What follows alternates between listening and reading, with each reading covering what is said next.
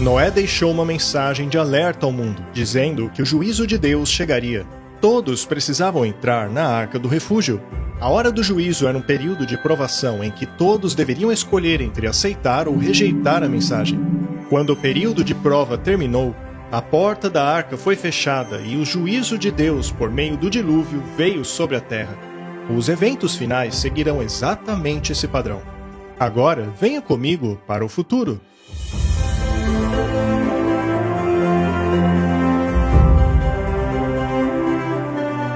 Meu nome é Jeff Wright. Eu caminho agora ao longo de uma linha do tempo do tamanho de um campo de futebol.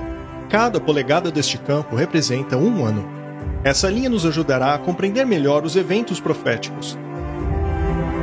Até aqui nós vimos que uma profecia do livro de Daniel foi capaz de prever o ano exato em que teria início os dias de Noé para o tempo do fim. Vimos como a profecia dos 2.300 dias tiveram início no ano 457 a.C., e considerando que um dia profético equivale a um ano, sabemos que a profecia terminou 2.300 anos depois. Essa profecia atravessou o tempo de Jesus, chegando até o ano de 1844. Foi a partir deste ano que a primeira mensagem angélica voltou a anunciar que a hora do juízo de Deus havia chegado. No tempo de Noé, esse período de teste durou 120 anos. Em nosso tempo, porém, essa mensagem de advertência tem soado por mais de 170 anos. Assim como a mensagem de Noé se espalhou pela terra, hoje as 3 mensagens angélicas atingem todo o globo, alertando os seus moradores a entrarem na Arca da Aliança Eterna antes da execução do juízo final. Antes do dilúvio, uma última mensagem de misericórdia havia sido dada aos homens. Com a arca pronta e suas portas abertas, todos deveriam fazer sua escolha, e é neste ponto que nos encontramos hoje. A segunda e terceira mensagens angélicas nos advertem sobre a última crise da Terra. Elas exigem que cada ser humano faça sua escolha, assim como foi nos dias de Noé.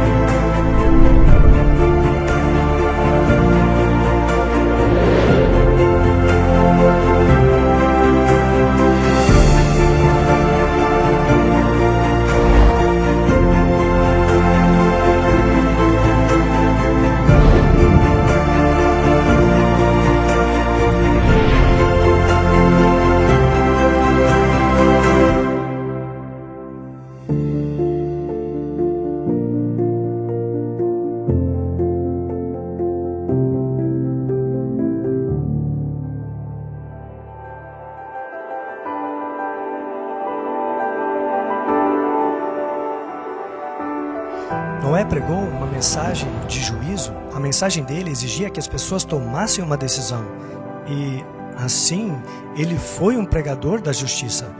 Ao promover a obediência à vontade de Deus e dizer que esta era a única maneira de salvar-se, ele estava condenando, por assim dizer, por contraste, as falsas religiões, mas é evidente que a maioria da população não estava contente com as exigências de Deus, então eles mesmos criaram seus deuses. Devido à proliferação mundial da falsa adoração e idolatria nos dias de Noé, os homens estavam prontos a rejeitar o convite de entrar na arca. Hoje, da mesma maneira, os inúmeros sistemas de falsa adoração estão preparando os homens para rejeitarem a aliança eterna mais uma vez. Porém, aqueles que desejam conhecer a verdade não serão enganados. Tanto o amor como a justiça de Deus traçam uma clara linha entre a verdade e o erro. Assim, todos têm luz suficiente para tomarem a decisão. Assim, o verdadeiro pesquisador da verdade tem condições de se desvencilhar do erro. Mas aqueles que não quiserem, não terão desculpas. Foi pensando nisso que Deus nos enviou a segunda mensagem angélica.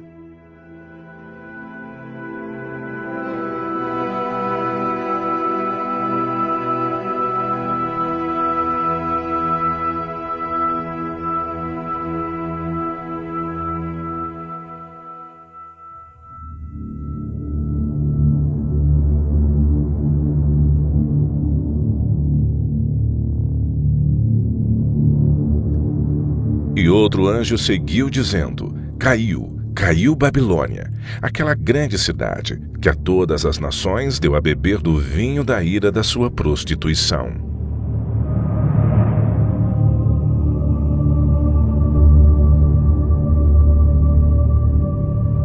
Mas o que significa o vinho? Nas Escrituras, o vinho simboliza falsas doutrinas. O vinho é escarnecedor, a bebida forte alvoroçadora, e todo aquele que neles errar nunca será sábio. O efeito deste vinho é o engano, pois é o vinho fermentado, que leva as pessoas para longe da verdade. Então encontraste a primeira mensagem angélica que apresenta a verdadeira doutrina? A Babilônia apresenta o vinho, ou seja, a falsa doutrina.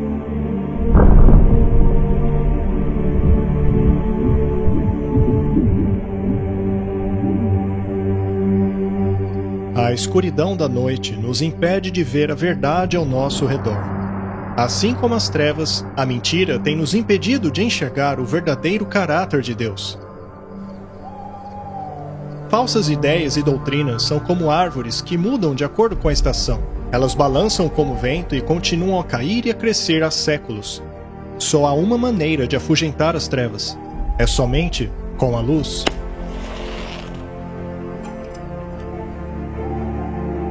Pedro diz que temos a firme palavra dos profetas e que fazemos bem ao prestarmos atenção nela como uma lâmpada que brilha em meio às trevas. E é com a luz das profecias que identificaremos esse sistema chamado de Babilônia. O sistema da Babilônia é refletido por esta mulher de Apocalipse capítulo 17. E levou-me em espírito a um deserto, e vi uma mulher assentada sobre uma besta de cor escarlata. Estava cheia de nomes de blasfêmia e tinha 7 cabeças e 10 chifres. Os primeiros símbolos que nos ajudam a identificar Babilônia são a mulher, a besta e as 7 cabeças. A fim de compreendermos corretamente estes símbolos, é necessário permitirmos que a Bíblia os defina. Veja o que Deus tem a dizer sobre o símbolo profético da mulher. Eu assemelhei a filha de Sião a uma formosa e delicada mulher. Sião era o nome dado ao povo de Deus. Em Isaías lemos o seguinte: Diga a Sião, vós sois o meu povo. Portanto, no Antigo Testamento, Deus utilizava a mulher como símbolo para representar o seu povo. No Novo Testamento, a mulher também é utilizada como símbolo para representar a Igreja de Deus. Por isso deixará o homem seu pai e sua mãe e se unirá à sua mulher, e serão os dois uma só carne. Este é o mistério profundo. Refiro-me, porém, a Cristo e à Igreja. Há 2 mulheres no livro de Apocalipse. Há uma virgem vestida de branco, representando a Igreja de Deus, e a outra uma prostituta chamada de Babilônia. Ela representa uma falsa igreja, e é esta que se assenta sobre a besta. Se permitirmos à Bíblia explicar os seus próprios símbolos, devemos ir ao livro de Daniel para descobrir o que é a besta. A 4ª besta será um 4º reino sobre a terra. De acordo com Daniel, uma besta é símbolo de um reino ou nação. Uma vez que a Bíblia utiliza a mulher como símbolo de igreja e a besta como símbolo de uma nação, então o símbolo de uma mulher sentada sobre a besta é símbolo de uma igreja que controla uma nação. Ou seja, esta nação é uma mistura entre igreja e Estado. João também diz que essa besta tem 7 cabeças.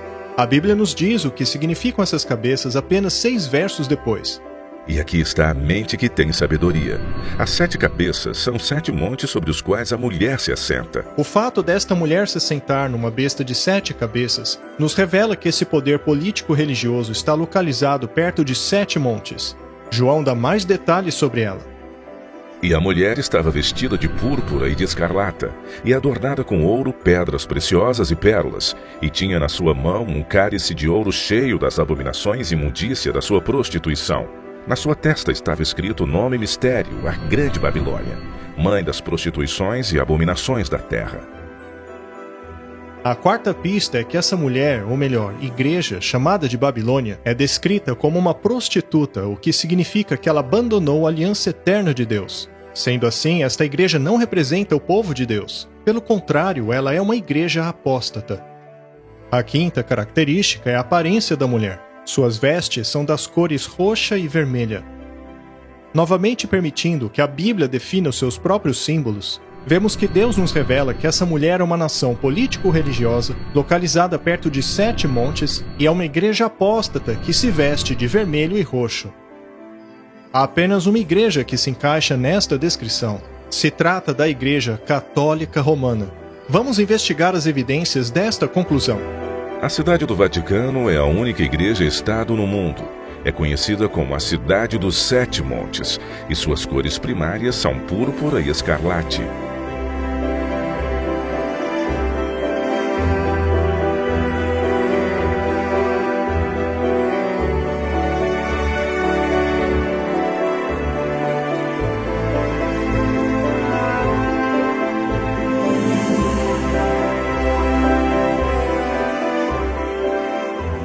Durante a Reforma Protestante, muitos reformadores como Thomas Cranmer, John Wesley, William Tyndale, John Wycliffe, Philip Melanchthon, John Hus, Martin Luther e centenas de outros, todos concluíram que o papado é a prostituta Babilônia, mencionada em Apocalipse. Eu, de minha parte, libertarei a minha mente e consciência, ao declarar em alta voz ao Papa e a todos os papistas que o papado é verdadeiramente ninguém mais que o reino da Babilônia, o próprio Anticristo. Afinal, quem seria o homem do pecado e o filho da perdição, senão aquele que, por seu ensinamento e ordenanças, aumenta o pecado e a perdição das almas da igreja, enquanto ele mesmo se assenta na igreja como se fosse Deus? Todas essas condições têm sido cumpridas ao longo do tempo pela tirania do papado. Martinho Lutero.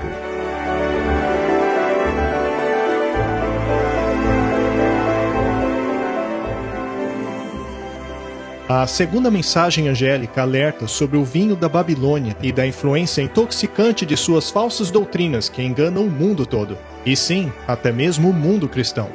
Mas isto não aconteceu repentinamente, mas subitamente ao longo de séculos. Quando você pensa na declaração de Jesus, pouco antes dele partir, ele disse: "Este evangelho será pregado por todo mundo, e então virá o fim."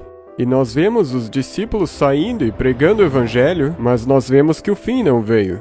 E a razão, eu creio, é porque aquele evangelho se tornou corrompido. E um evangelho diferente começou a ser propagado pelo mundo. Na parte 2 desta série, vimos como o Evangelho Eterno e a Aliança Eterna foram revelados por meio do santuário. Mas agora veremos uma profecia no livro de Daniel que revela que o santuário seria atacado. É sobre isto que se trata. É um ataque ao Evangelho e à Aliança. Esta foi substituída por uma falsa.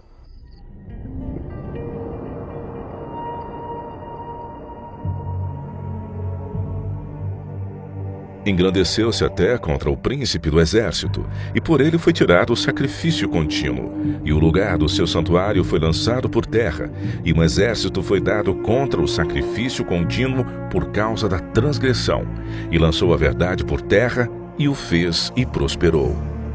Não resta dúvida ao se analisar a sequência do capítulo de que o chifre pequeno é o papado católico romano. A profecia de Daniel nos revela que o papado se engrandeceria e se exaltaria acima do príncipe do exército, que é Cristo. E por meio do papado, a verdade, representada pelo santuário e por Cristo, seriam lançados por terra. Ao invés de olharem para Cristo como sumo sacerdote no santuário celestial, as pessoas foram ensinadas a olharem para um sacerdote humano em um falso santuário.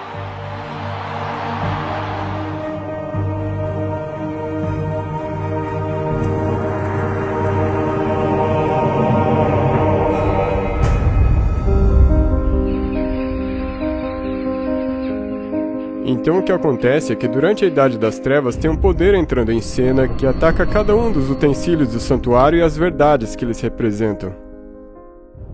E o altar de sacrifício, que representa o sacrifício de Cristo, foi atacado, alterado em certo sentido. E um novo ensinamento entrou em cena que dizia: o sacrifício de Cristo não foi suficiente para perdoar os pecados. Se você quiser ser perdoado, você tem que pagar.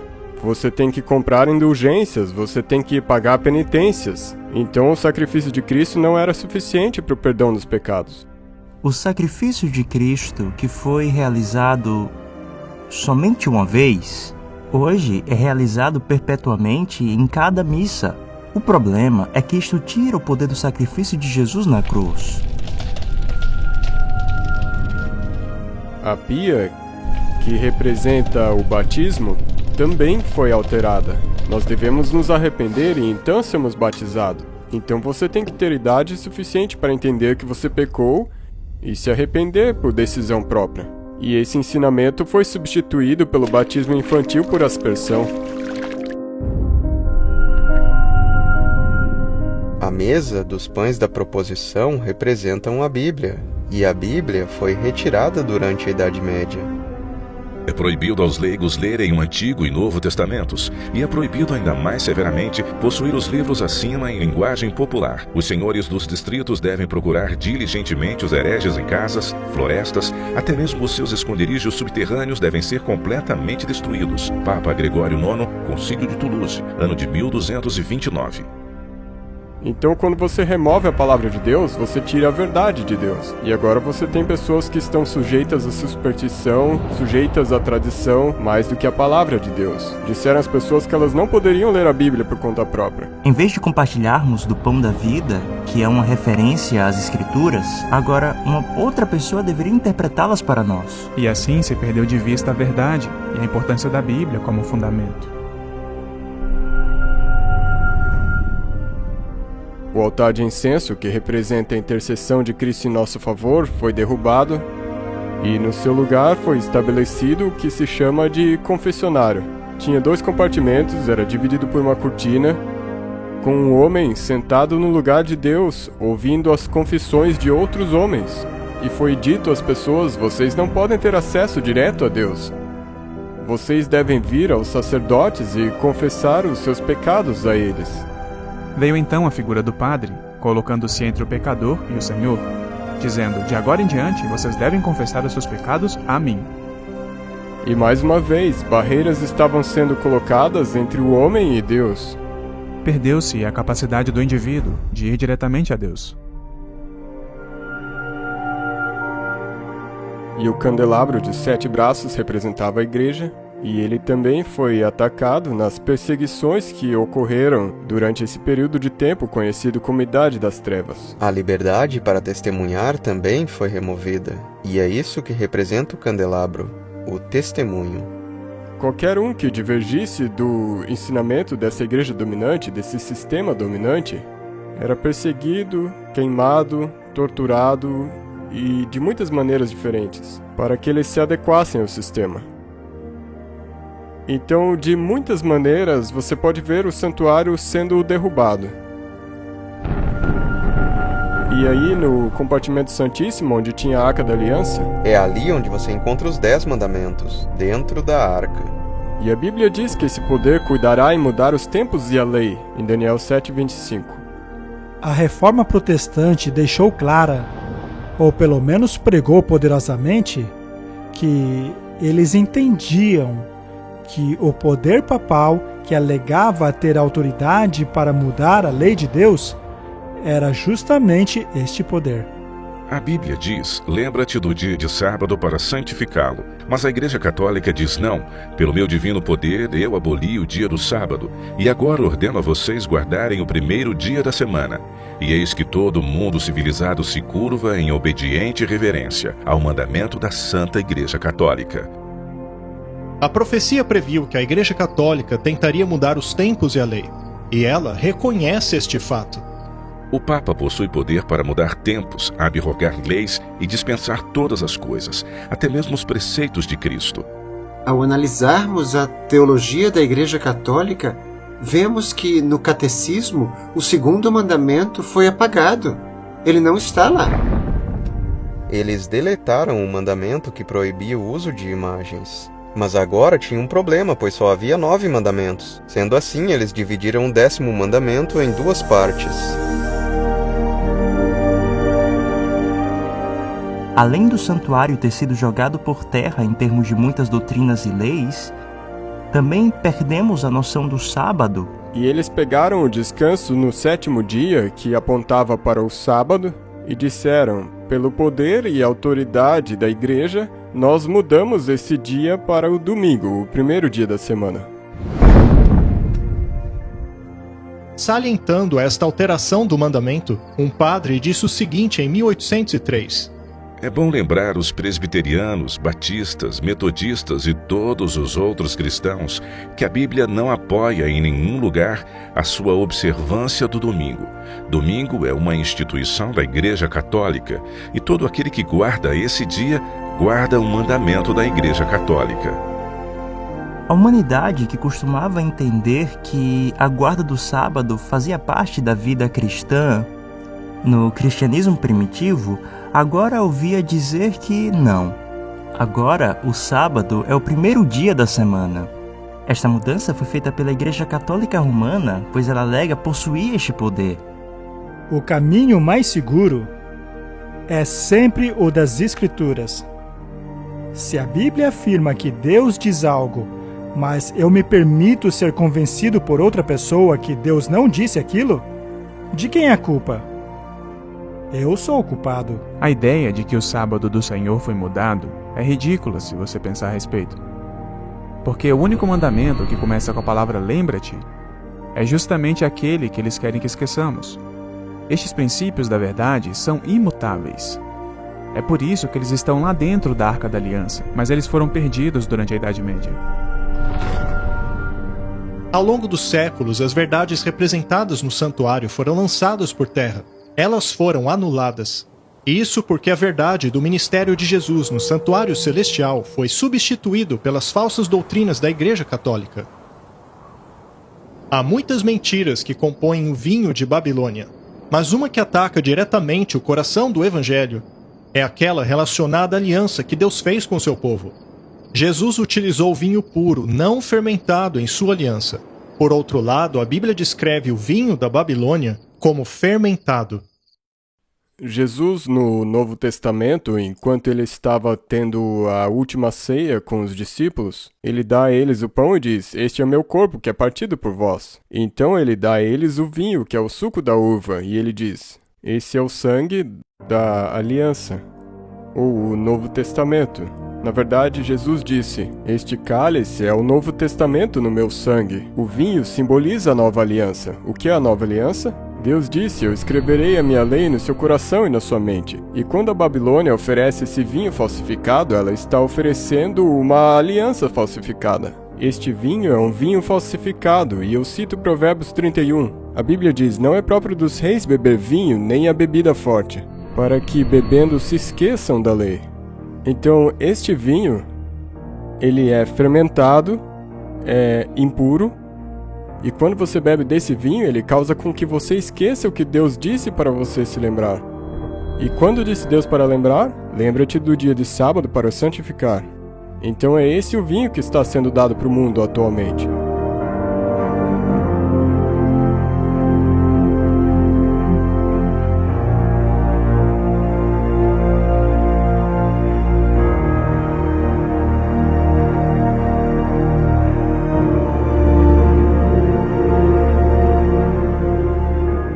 Assim, vemos que cada mobília do santuário, incluindo a lei de Deus, foram removidos. Então todas as coisas que a Bíblia disse que esse poder faria, eles fizeram no período previsto de tempo. Então aqui você tem uma destruição total das verdades representadas no santuário. Então, o santuário inteiro, desde a porta de entrada até o lugar santíssimo, tinha sido corrompido e precisava ser restaurado. A profecia de Daniel 8,14 nos diz: "Até 2.300 tardes e manhãs, e o santuário será purificado." Num certo período de tempo, todas essas verdades que foram derrubadas por esse poder do pequeno chifre seriam finalmente restauradas. Portanto, todo o santuário foi jogado por terra e pisado por este homem do pecado, até chegar à Reforma Protestante. E durante um período de 500 anos, exatamente isso aconteceu. Deus começa a trazer diferentes movimentos a esse cenário que restaurariam cada um dos utensílios do santuário, quase século a século num período de 500 anos. Então temos John Wycliffe entrando em cena nos anos de 1300, ele traduziu a Bíblia na linguagem do povo e assim desencadeou a reforma. Martim Lutero nasceu nos anos de 1400, começou a fazer a reforma protestante nos anos de 1500, e ele, em essência, restaurou a verdade de que o sacrifício de Cristo é suficiente para o perdão dos pecados. Você não tem que pagar penitências. É pela fé no sacrifício que ele fez por nós que nós somos perdoados dos nossos pecados. John Calvino entra em cena nos anos 1500, funda o movimento presbiteriano. Calvino sentia muito o dever de orar, e ele escreveu bastante sobre a oração, e ele basicamente ensinou que você não precisa dos sacerdotes para ter acesso a Deus. Você pode ter acesso direto ao trono de Deus sem ninguém. E isso na época de 1600.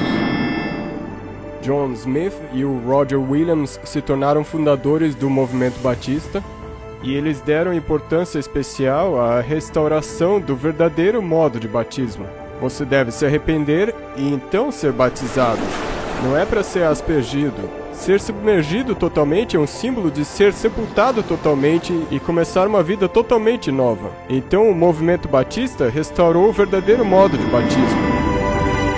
E nos anos de 1700, nós temos John Wesley que entra em cena, e ele é o fundador do movimento metodista. E ele nota especialmente a importância do ministério de evangelismo leigo. Vós sois a luz do mundo, resplandeça a vossa luz. E o movimento metodista incorporou todas essas coisas que os movimentos antes dele restauraram. E eles adicionaram esse elemento do evangelismo. Vós sois a luz do mundo, deixe a luz brilhar. E pelos anos de 1800 ainda tem um artigo do santuário a ser restaurado. É a Arca da Aliança, mais especificamente o sábado, no 7º dia. E foi nesse século que Deus trouxe em cena o movimento adventista do 7º dia, que focaria especialmente na lei de Deus e no mandamento que foi derrubado, que é o sábado no 7º dia. Então, basicamente, você tem duas profecias no livro de Daniel, uma dizendo que o santuário seria profanado e outra dizendo que o santuário seria purificado no fim dos 2.300 dias. E você vê que a história confirma isso nos mínimos detalhes. O fato de que esse evangelho eterno seria novamente pregado em 1844 simplesmente significa que todas as coisas que foram alteradas e derrubadas no Evangelho verdadeiro teriam sido restauradas até 1844, na mesma época que o Evangelho eterno foi totalmente restaurado e começou a ser pregado novamente. É nessa hora que o julgamento começa. E agora você tem essa mensagem sendo espalhada, é uma mensagem para os últimos tempos, e é uma mensagem que na verdade prepara o mundo para a volta de Cristo. Assim como Noé chamava as pessoas a saírem da multidão e entrarem na arca, Deus, nos últimos dias, está chamando as pessoas para fora dos enganos de Babilônia. E ouvi uma outra voz do céu dizendo: Sai dela, povo meu, para não participarem dos pecados dela e nem recebam de suas pragas. Sai dela, povo meu. Você sai da falsidade e entra para a verdade. O povo de Deus dentro de Babilônia representa as igrejas que alegam servir ao Senhor. Do contrário, Deus não as chamaria de seu povo. Deus está convidando as pessoas para a verdadeira adoração. Nos dias de Noé, a mentalidade da maioria ridicularizava o plano de salvação. Eles se recusaram a entrar na arca. E no tempo do fim também é um caminho para a arca, pois existe a Arca da Aliança que aponta para a lei de Deus dentro do santuário. E quem rejeitaria a primeira, também rejeitará a segunda. Mas há muitos que estão sendo enganados. Há muitos que aceitam um erro por ignorância. Mas conforme Deus vai iluminando essas pessoas com o seu Espírito, à medida que passam a entender as verdades bíblicas, aí sim farão a escolha consciente e poderão sair do sistema que rejeita a vontade de Deus. Essas pessoas perceberão que o sábado, assim como a mensagem dos mandamentos de Deus, não é pregado pelas suas igrejas. Nelas não é pregado que a hora do juízo de Deus chegou. E ao constatarem que as suas igrejas não pregam a primeira mensagem angélica, elas finalmente decidiram sair.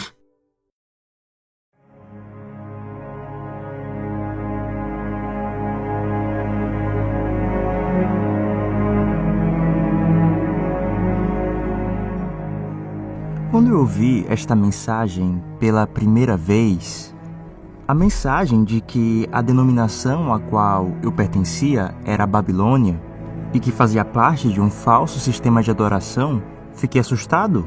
Veja, eu fazia parte da Igreja Católica. Eu conhecia muitas pessoas boas dentro do sistema católico, mas quando vi que seus ensinos contrariavam a Bíblia, eu não tive escolha. Sendo um ser humano racional, eu olhei para a questão e pensei: a única decisão lógica é fazer o que Deus pede em sua Bíblia, e não as tradições dos homens.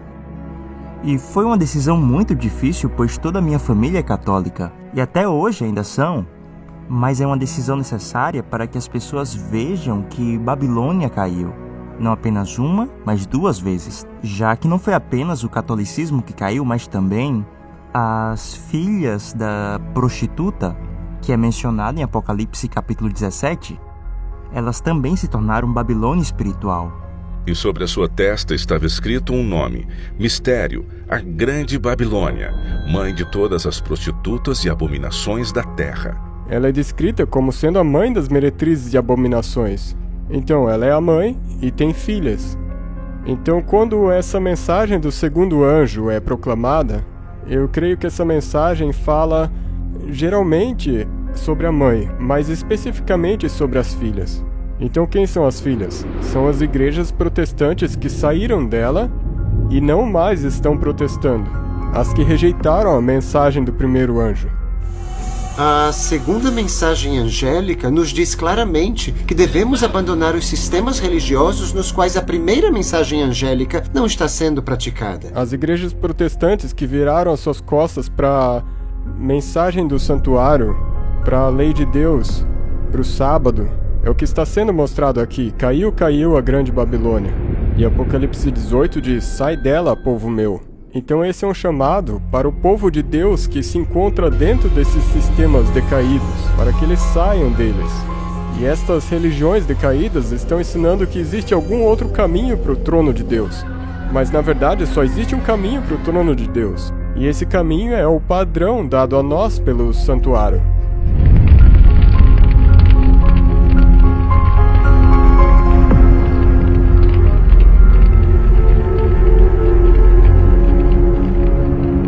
Ao invés de protestarem contra as tradições de homens e o vinho da Babilônia, estas igrejas se embebedaram dele e o jorram para as suas congregações. O termo Babilônia, que significa confusão, é muito apropriado a essas igrejas. Todos alegam terem retirado suas doutrinas da Bíblia. No entanto, se dividiram em inúmeras denominações com crenças muito diferentes. Hoje, a fé religiosa é tão confusa e discordante que as pessoas simplesmente não sabem o que é verdade. Apesar das trevas espirituais e a alienação de Deus das igrejas que constituem Babilônia, verdadeiros cristãos ainda podem ser encontrados em meio a elas. Muitos destes ainda não tiveram a chance de ouvir a verdade. Não são poucos os que estão insatisfeitos com a situação atual e anseiam por uma pura luz. Eles procuram em vão a imagem de Cristo em suas igrejas. Conforme estas igrejas se afastam da verdade e se aliam cada vez mais ao mundo, a distância entre os dois grupos aumentará, resultando finalmente em separação.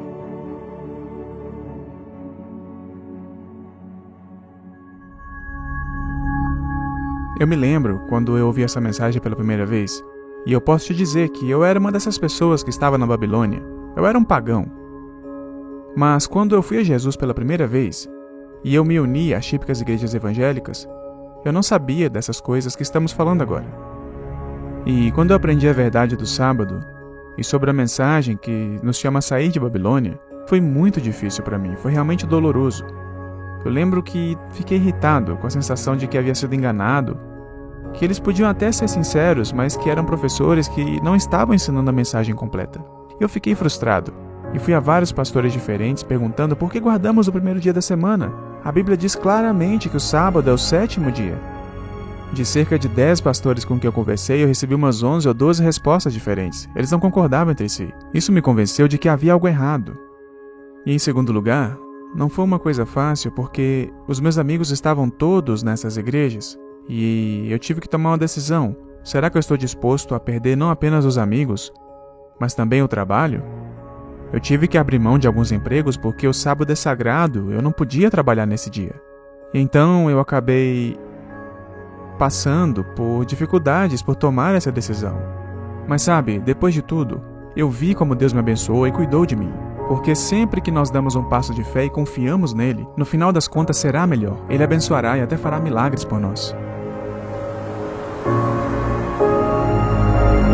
A primeira e a segunda mensagens angélicas são desafiadoras para a maioria dos cristãos. Suas advertências questionam crenças fundamentais que muitos carregam desde a infância. Eu imagino que a mensagem de um dilúvio universal trazida por Noé tenha desafiado o povo de sua época da mesma maneira. Muitos deles alegavam serem adoradores de Deus, mas haviam se afundado tanto em falsa adoração que achavam que Noé estava louco, e assim rejeitaram o convite para entrar na arca. Hoje, o vinho da Babilônia e a falsa adoração estão surtindo o mesmo efeito. Isso faz com que muitos cristãos rejeitem a primeira mensagem angélica. Rejeitam a mensagem que os convida a entrar na arca da aliança eterna. É o chamado para adorarmos aquele que fez o céu, a terra e o mar.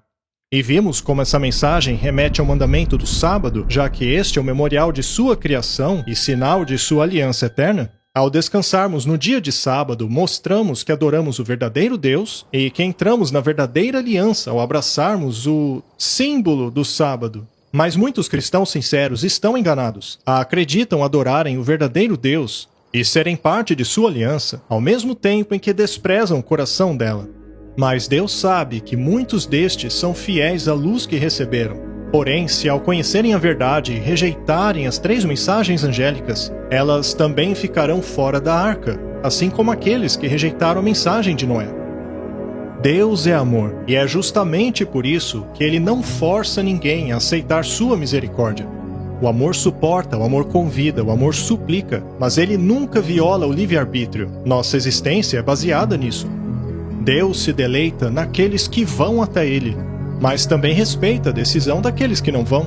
Mas não é assim com o seu adversário. Ele utiliza todo tipo de arma, inclusive a coerção, para forçar a sua adoração e atingir os seus objetivos. Por séculos, Satanás tem preparado seus piores enganos para a batalha final. O amor, por outro lado, leva cada pessoa a tomar uma decisão inteligente de acordo com a sua vontade. E é para desmascarar o plano do inimigo que Deus envia a terceira mensagem angélica, para que todos tenham luz e ninguém precise ser enganado ao estarem no vale da decisão.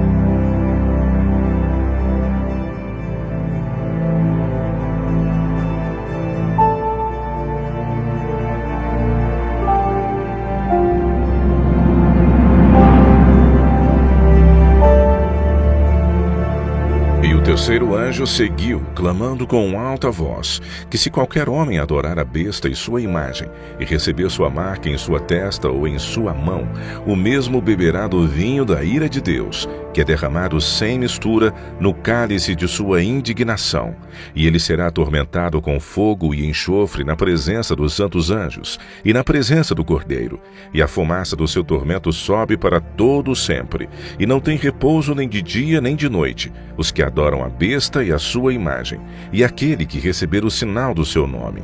Aqui está a paciência dos santos, aqui estão os que guardam os mandamentos de Deus e a fé de Jesus.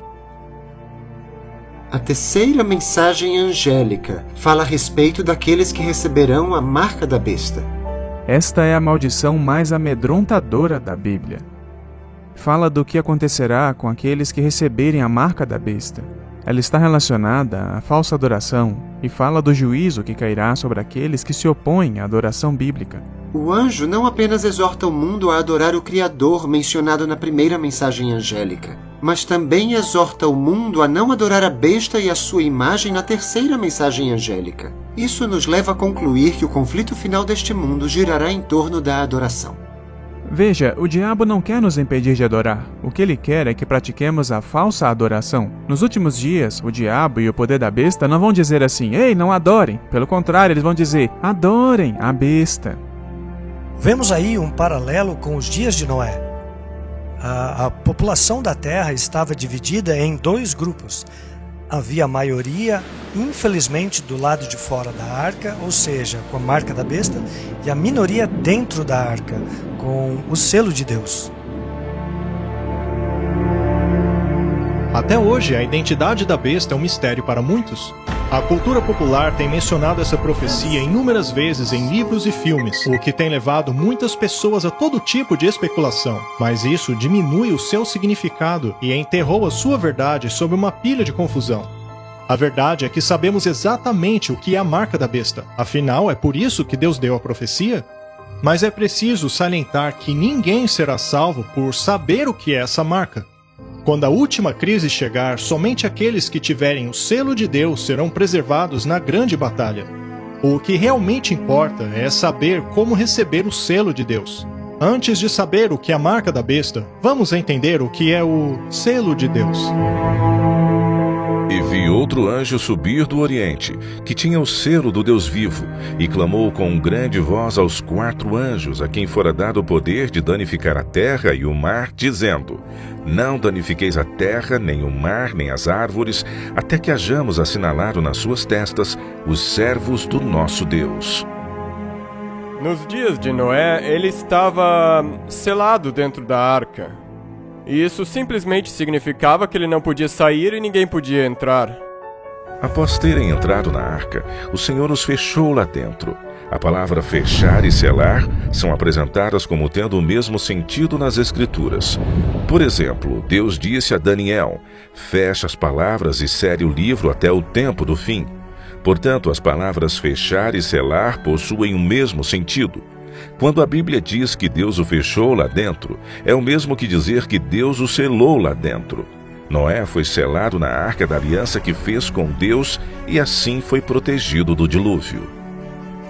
Eles estavam selados internamente, estavam salvos do juízo que viria sobre toda a terra. Não há nenhum tempo de angústia que já houve sobre a terra comparado em intensidade àquele que o nosso mundo ainda experimentará. A fim de passarmos por esse período de extrema provação, o povo de Deus precisa ser selado antes. E o propósito do selo é, antes de qualquer coisa, identificar aqueles que pertencem a Deus, para que assim fique claro aos anjos quem eles deverão proteger neste tempo de angústia. Isaías capítulo 8, verso 16, fala a respeito de selar a lei entre os discípulos de Deus. Guarde o testemunho e sele a lei entre os meus discípulos. Vemos aqui que existe uma conexão entre o selo de Deus e a sua lei. Quando analisamos os selos da antiguidade, vemos que eles sempre exibiam 3 elementos. O primeiro era o nome da autoridade, como um rei, por exemplo. O segundo elemento era o seu título e, finalmente, a sua jurisdição. Um selo possui título, o nome e o território. Ao analisarmos os 10 mandamentos, constatamos que apenas o 4º declara Deus como o Criador, o nome e o território. Lá ele é apresentado como governante dos céus e da terra, ou seja, sua jurisdição. O selo de Deus está bem no mandamento do sábado. É algo único que identifica a quem adoramos. Assim como nos dias de Noé, entrar naquela arca representava a aceitação de toda a moralidade promovida por Deus, ou seja, dos 10 mandamentos, que é uma manifestação da vontade dele. Da mesma maneira, no tempo do fim, a aceitação do sábado indicará a aceitação de todos os requisitos morais de Deus. O selo, de acordo com a Bíblia, pode ser resumido em um mandamento apenas, o 4º mandamento. Mas não porque esse mandamento seja em si mesmo um mandamento com poder salvador, mas porque este mandamento valida todo o restante da lei. Sem o 4º mandamento, todo o decálogo pode pertencer a qualquer um, mas ele foi escrito pelo Senhor, pelo Criador. E dessa maneira, toda a lei passa a ter o seu selo de autoridade. Ao guardar o sábado genuíno do quarto mandamento, estamos assim reconhecendo a autoridade do legislador do universo, e é por isso que é importante guardar o sábado. E santificai os meus sábados, para que sejam um sinal entre mim e vós, para que saibais que eu sou o Senhor vosso Deus. A verdade é que o sábado determina quem você adora. A guarda do sábado revela que dedicamos a nossa vida ao nosso Criador, ao nosso Salvador. Se o sábado é o sinal de Deus como Criador, a marca da besta deve ser o sinal oposto, criado por este poder para rivalizar o sábado que Deus estabeleceu. E qual o sinal que Deus estabeleceu como Criador? O sábado. Qual seria então o sinal que distingue a besta e exige adoração por parte do povo? Ora, precisa ser um outro dia? No livro de Apocalipse, a última guerra é uma guerra sobre adoração. A terceira mensagem angélica nos adverte 2 vezes que muitos adorarão a besta. Esta é uma violação do primeiro mandamento, que diz: não terás outros deuses diante de mim.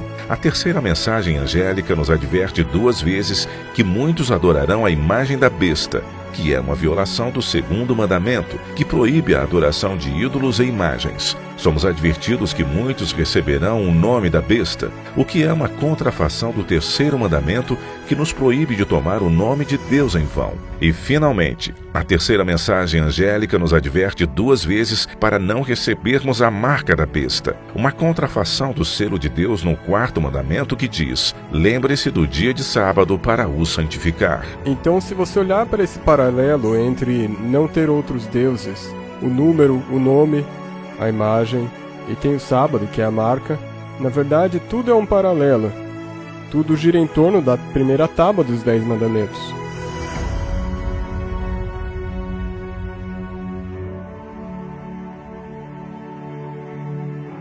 Quando a primeira mensagem angélica nos ordena adorarmos aquele que fez o céu, a terra e o mar, ela está apontando para a Arca da Aliança Eterna por meio da adoração ao Criador. A segunda mensagem angélica nos alerta contra os falsos sistemas de adoração que desviarão as pessoas da aliança. A terceira mensagem angélica alerta contra a besta, que tentaria impedir as pessoas de entrarem na aliança ao forçá-las a rejeitarem o sinal de adoração do Criador, e em seu lugar receberem o sinal de adoração à besta. Mas quem é a besta?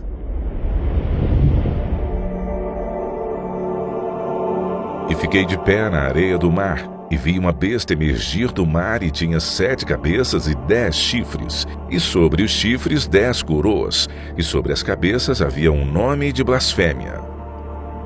João viu que a besta tinha 7 cabeças e 10 chifres.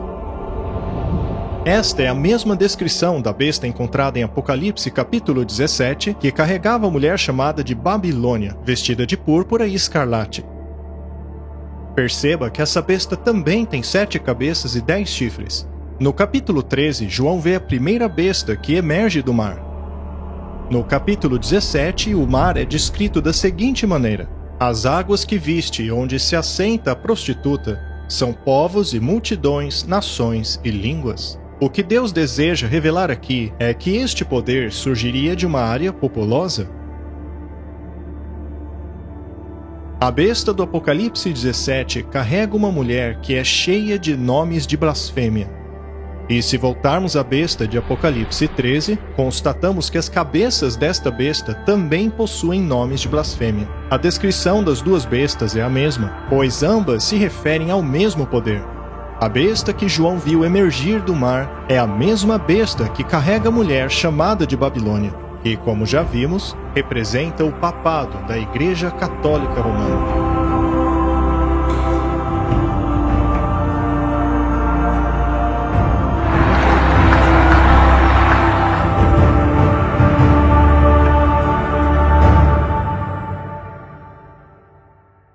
Eventualmente, depois de muito estudo a respeito da besta e tendo-se concluído que esta representava o papado e a Igreja Católica, vemos que ela faz uma alegação muito importante. Segundo ela possui a autoridade para mudar a lei de Deus. Isso mesmo, a autoridade de mudar aquilo que o próprio Deus determinou. Ela mudou o dia do 4º mandamento. Não mais o sábado, que é um sinal do poder criador de Deus, mas instituíram então o domingo. E é esse dia que a Igreja Católica alega ser a marca da sua autoridade. E no tempo do fim, essa será a marca da besta. Um arcebispo da Igreja Católica Romana disse o seguinte em 1562. Sendo assim, a autoridade da Igreja não deve se curvar à autoridade da Bíblia, pois a Igreja transferiu o sábado para o domingo não por ordem de Cristo, mas por sua própria autoridade. A Igreja Católica aponta para sua alteração da lei divina como prova de que sua autoridade está acima da Bíblia. Segundo ela, esta alteração é a marca de sua autoridade. No século XIX, a Igreja Católica publicou a primeira edição de um artigo que mais tarde foi intitulado Desafio Romano: Por que os protestantes guardam domingo? Nesta publicação, o autor católico confronta os protestantes com essa pergunta: Ainda não é tarde para os protestantes se redimirem. Será que o farão? Será que permanecerão consistentemente sobre a profissão protestante? Será que considerarão apenas a palavra escrita, somente as Escrituras como sua única autoridade e norma? Ou continuarão se apegando à indefensável, autocontraditória e suicida doutrina e prática de seguirem a autoridade da Igreja Católica ao adotarem o sinal de sua autoridade? Guardarão eles o sábado do Senhor, o 7º dia, de acordo com as Escrituras, ou guardarão o domingo de acordo com a tradição da Igreja Católica? A remoção daquilo que nos lembra da autoridade de Deus como Criador, a remoção da aceitação como um sinal de fé, a remoção de todas essas coisas afeta diretamente nosso relacionamento com Deus, assim como tudo que está relacionado a isso. A maior afronta que pode ser feita contra a autoridade de Deus é alterar a sua lei, pois sua lei é o fundamento de seu governo. E o papado apresenta esta alteração como a marca de sua autoridade. Aqueles que adoram o Criador honrarão o dia que ele determinou como sinal de sua autoridade e aliança.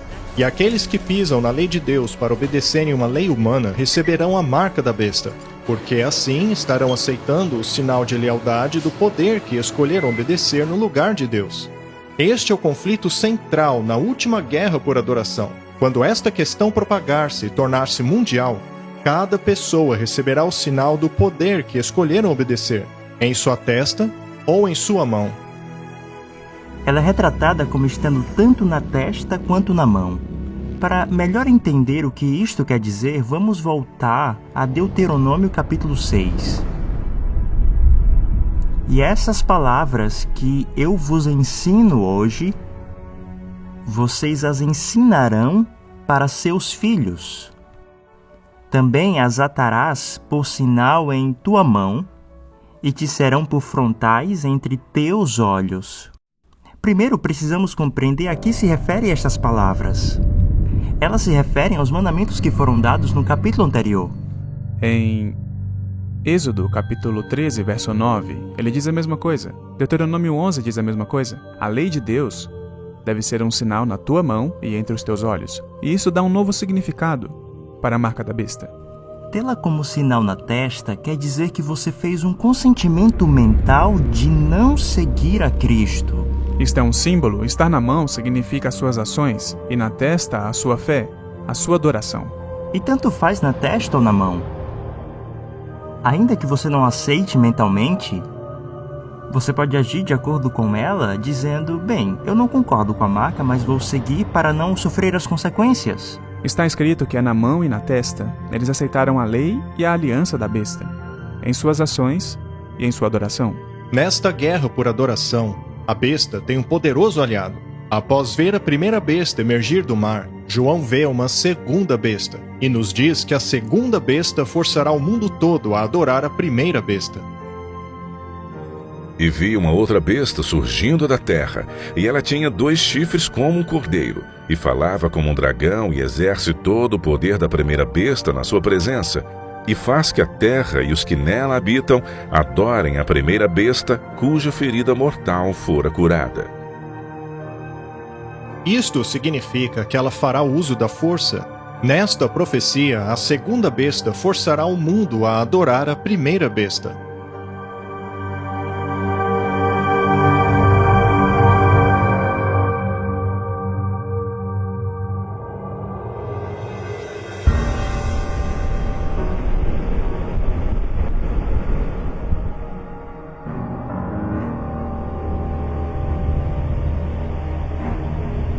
A primeira besta surge do mar, e já vimos como a Bíblia utiliza o mar como símbolo para representar um lugar populoso, povos, multidões, nações e línguas.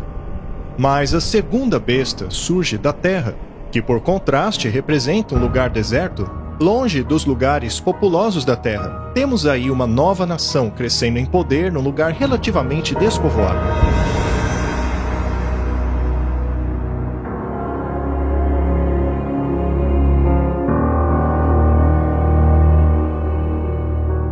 Além disso, esta besta possui 2 chifres como cordeiro. Ao longo da Bíblia, o cordeiro representa Jesus, o Cordeiro de Deus.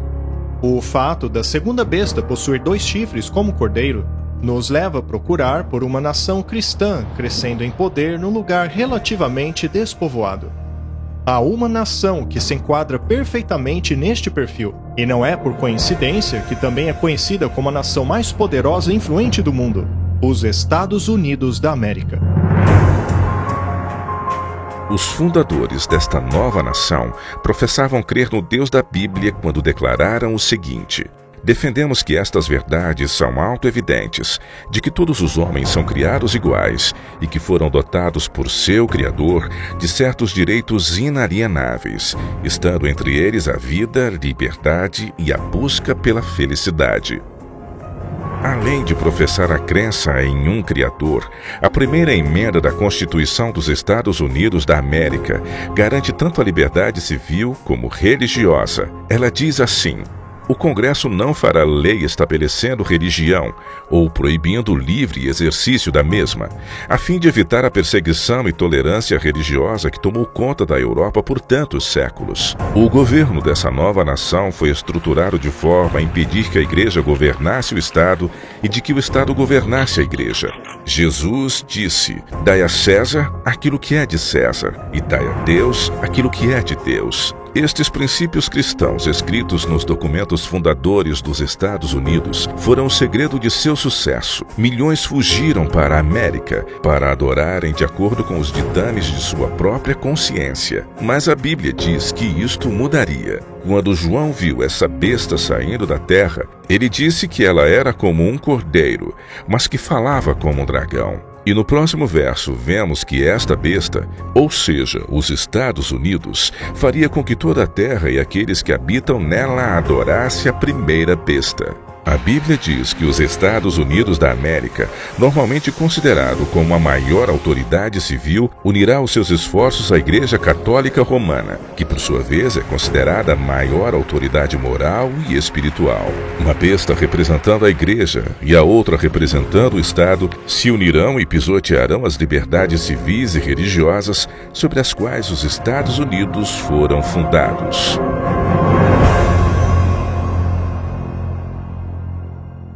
No tempo de Cristo e dos apóstolos, milhares estavam abandonando a religião dos fariseus e dos saduceus, que Jesus havia declarado como corruptas, e elas estavam ingressando no corpo de Cristo, na sua igreja neotestamentária.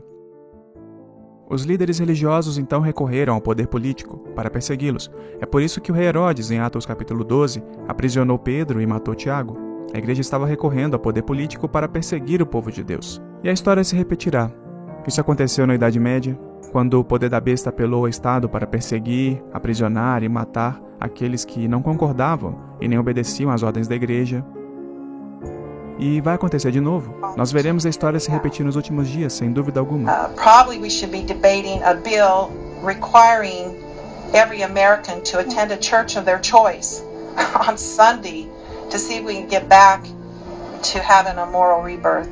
Yeah, we're talking about State Senator Sylvia Allen, and she thinks the nation is suffering from a moral decay.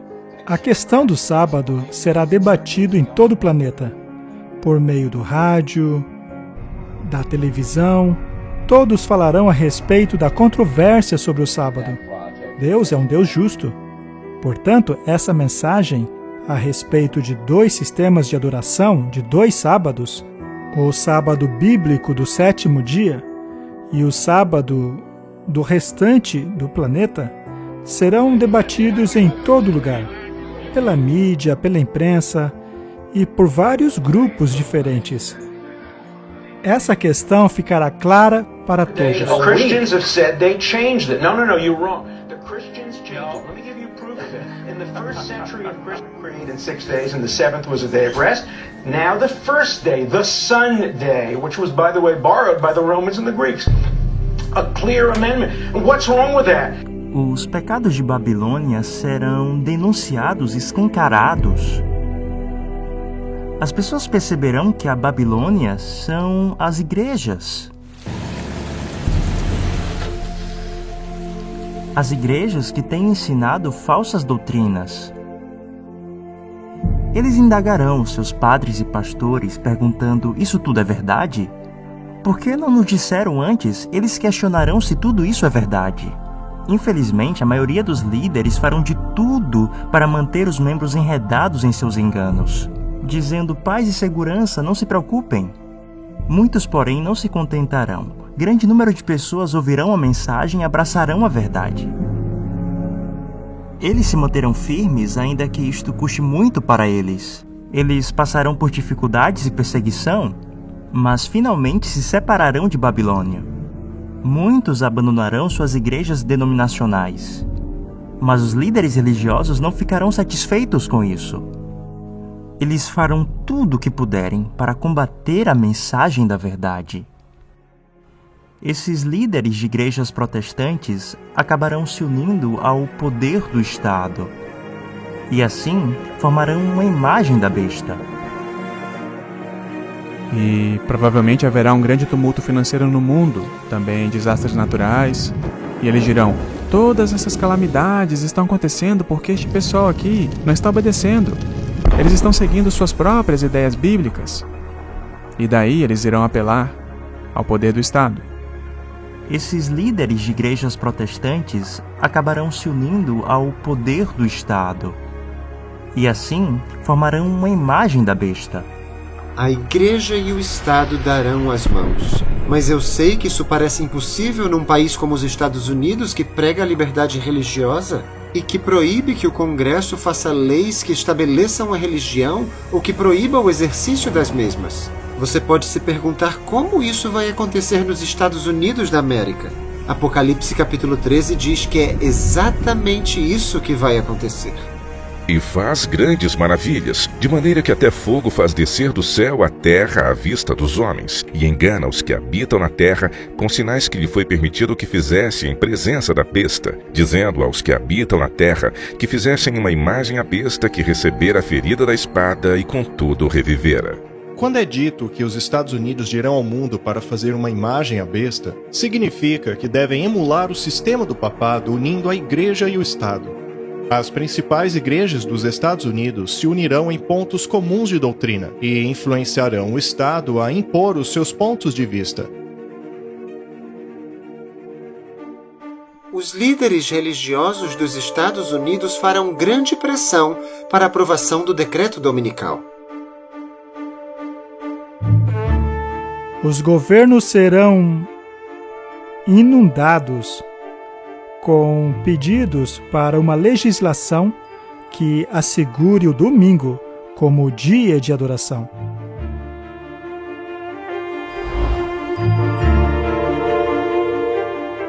Isso acabará levando a um decreto dominical mundial. Podemos ver isso algumas vezes no livro de Daniel. Uma certa lei foi criada e eles tiveram que escolher. Quando a imagem foi erguida na planície de Dura, ela não foi um grande problema. Até que todos foram forçados a se curvarem diante dela. Aí sim se tornou um problema. Devo obedecer à lei do Estado e me curvar diante da imagem? Ou obedeço à lei de Deus permanecendo de pé enquanto todo mundo se curva? O diabo queria que eles quebrassem a lei de Deus. E por não se curvarem, foram condenados à morte. A história da estátua de ouro na Babilônia, na qual aqueles que não a adorassem seriam mortos, também é uma profecia que retrata a grande Babilônia no fim dos tempos. Será erguida uma imagem à besta e todos aqueles que não a adorarem serão mortos.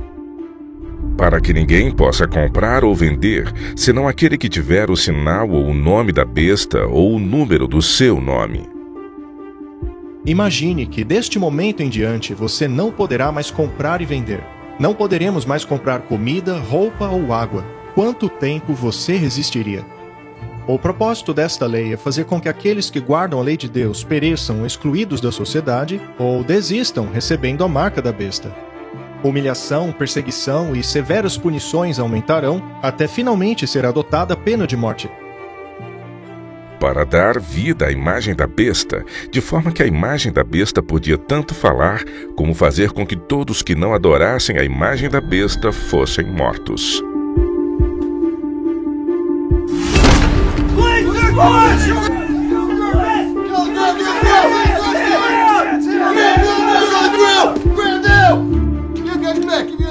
Qualquer um que não obedeça a esta lei do Estado, instigada pela Igreja, será perseguido.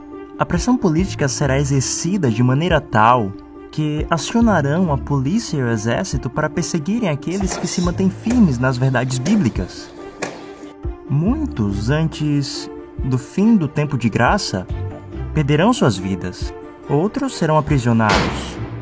O erro e o engano tomará conta de todo o planeta. E a mensagem da minoria hoje é a mensagem divina da justificação pela fé, que é a mensagem de Noé. É uma mensagem de esperança, de libertação, mas também é uma mensagem de juízo. A controvérsia final gerará em torno da escolha que cada um deverá fazer entre uma lei que foi dada por Deus e uma outra lei que foi dada pelos homens. E o catolicismo romano diz exatamente a mesma coisa. Ela diz que a escolha é entre o sábado bíblico e o sábado papal.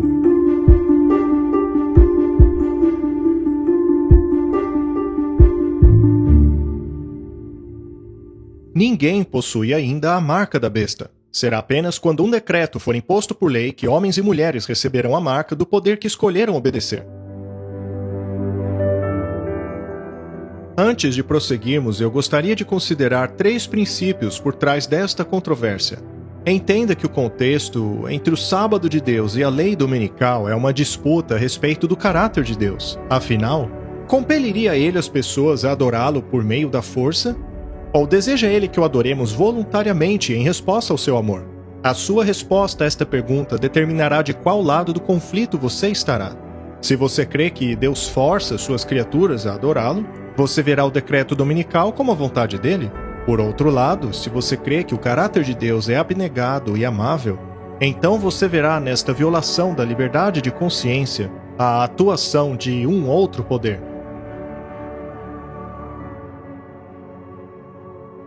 E a segunda pergunta seria: como Deus nos salva? A ideia de que podemos aplacar a ira de Deus e dar um fim às calamidades pela estrita imposição de um dia de adoração é a aplicação do princípio de que o homem pode salvar-se por meio de suas obras. Por outro lado, se crermos na promessa da aliança de Deus de que Ele opera a nossa salvação, nós entraremos em seu descanso guardando o sábado do 7º dia, que nos foi dado como sinal de que reconhecemos que Ele é o nosso Salvador. O terceiro princípio é o da demonstração. É na crise que o nosso caráter é revelado, e quando a última crise tomar conta do mundo, todos manifestarão o caráter que desenvolveram. Um grupo revelará o caráter abnegado de Deus ao sacrificar suas vidas para ajudar outros, enquanto que o outro grupo revelará o caráter egoísta do adversário ao sacrificarem a vida de outros a fim de salvarem as suas. Estes são os princípios por trás do conflito que envolverá todos nós. Agora você entende porque sua compreensão a respeito do caráter de Deus e de seu plano da salvação certamente influenciará a sua escolha entre a marca da besta ou o selo de Deus.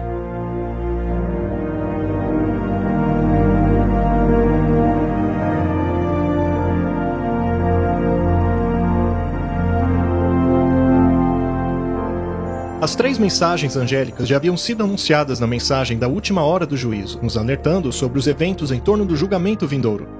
Mas não sabemos o ano exato em que esses eventos ocorrerão. No entanto, sabemos que eles ocorrerão em breve e em rápida sucessão. Vejamos agora esses últimos eventos em detalhes. As circunstâncias do mundo já estão trabalhando juntas para trazer à tona a marca da besta, assim como diz a Bíblia. Após isso será o fim do tempo da graça, seguido pela execução do julgamento, e finalmente a segunda vinda de Cristo. Nos dias de Noé, o mundo inteiro estava no vale da decisão, mas depois que todos fizeram a sua escolha entre aceitar ou rejeitar o refúgio da arca, a porta da misericórdia fechou. O tempo para decidir havia acabado. Todos haviam feito a sua escolha entre aceitar ou rejeitar o convite da aliança eterna. E muito em breve, a porta fechará novamente, para sempre.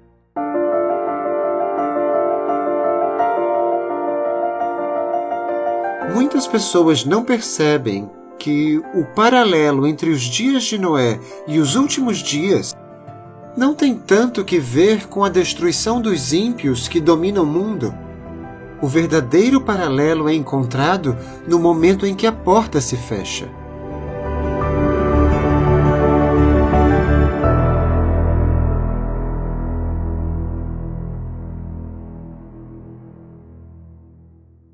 Nós, humanos, simplesmente não entendemos a paciência e a longanimidade de Deus. Ainda assim, o Senhor disse que seu Espírito não contenderia para sempre com o homem, há um limite.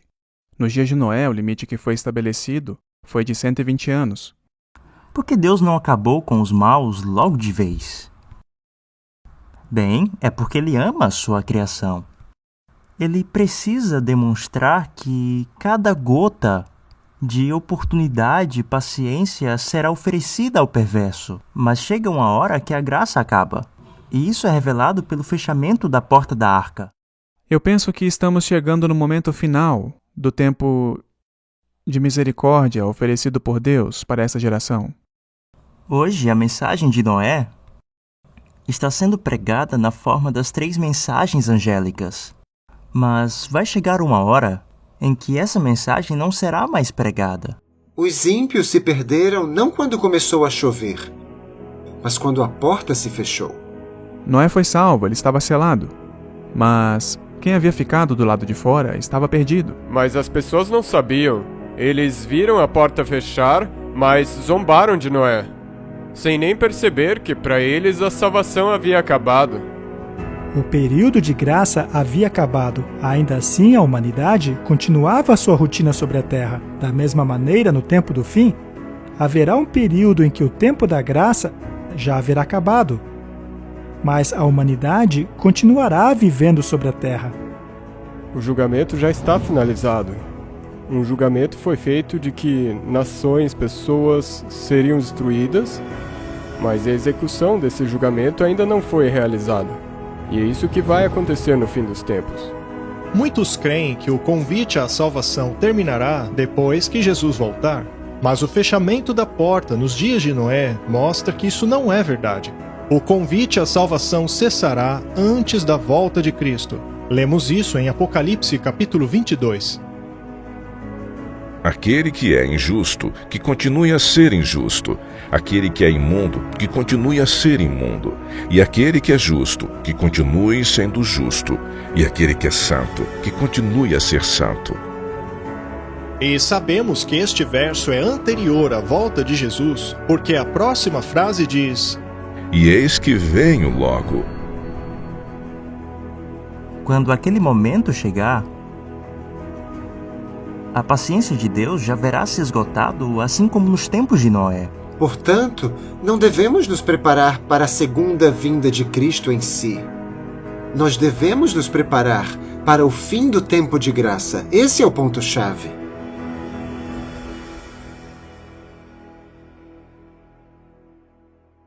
Neste momento, o nosso caso no julgamento celestial ainda está sendo investigado.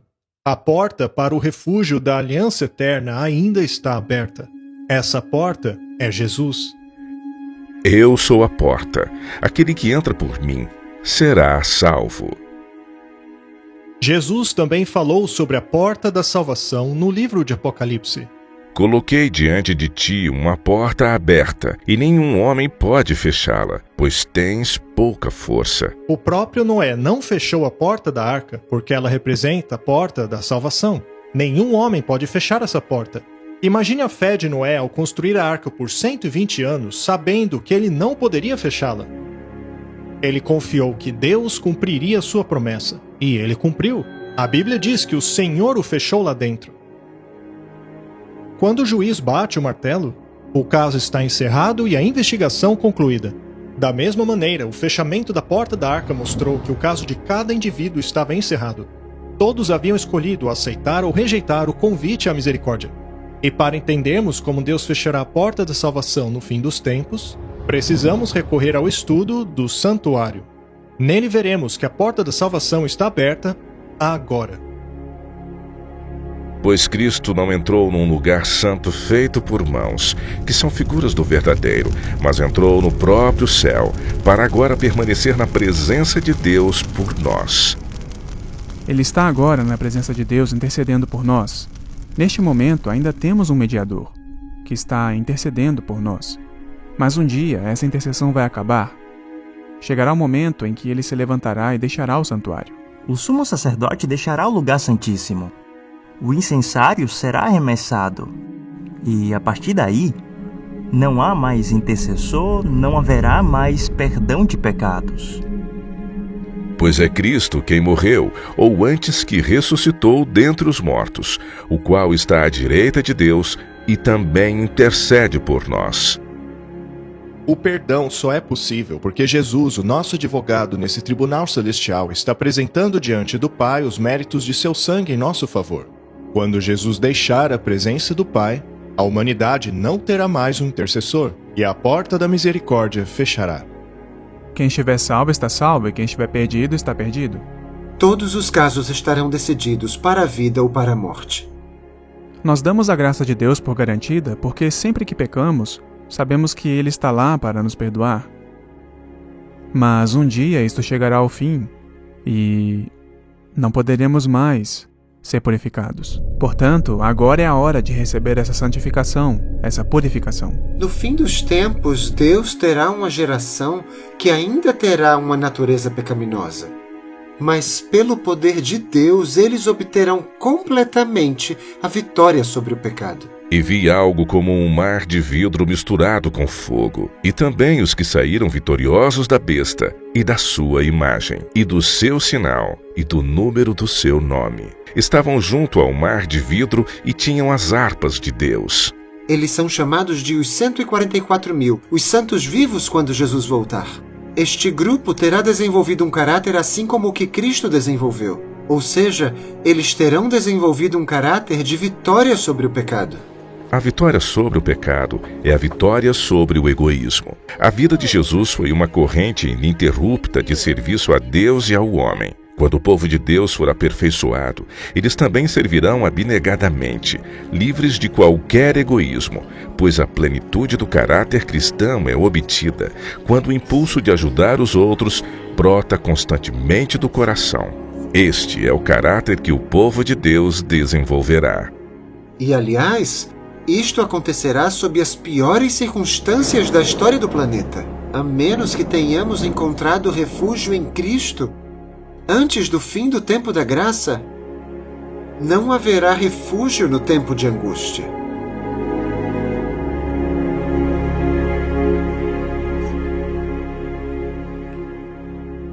A Bíblia diz que Satanás é o acusador dos irmãos. Por outro lado, Jesus é o nosso advogado diante do Pai. Mas Jesus não pode terminar seu trabalho de intercessão e alegar que sobre a terra há uma geração de santos cheia do seu espírito, capaz de permanecer diante de Deus sem um intercessor. Portanto, agora mesmo, Jesus está cumprindo as promessas de sua aliança, trabalhando naqueles que o permitem. Havendo confessado seus pecados a Jesus, receberam perdão, e pelo poder dele, seus caráteres estão sendo santificados. Assim eles serão capazes, pelo poder de Deus, a não pecarem durante o tempo de angústia, quando não houver um intercessor no santuário celestial.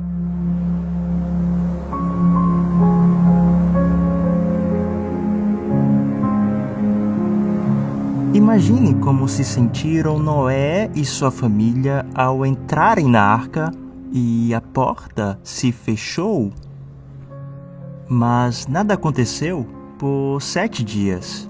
Para os ímpios não havia nenhum sinal de que aquilo que Noé pregara iria acontecer. Noé provavelmente achava que as águas do dilúvio começariam imediatamente.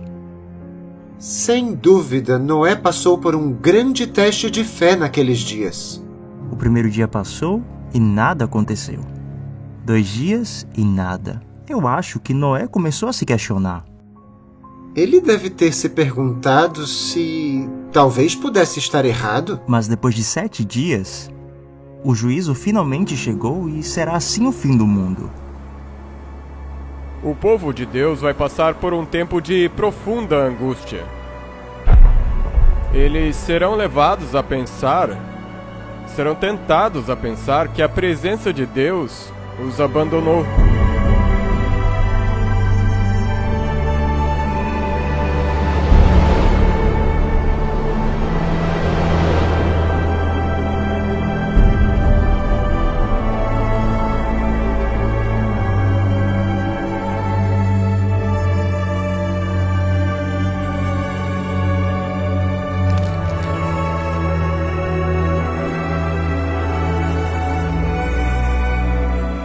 Por causa de todo o caos e por causa dos próprios pecados deles, que eles podem olhar para trás na vida e relembrar: olhem, minha vida, ela não foi o que deveria ter sido.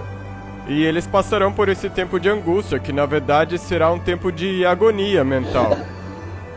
Será que a porta da graça já fechou? Será que eu fui aprovado?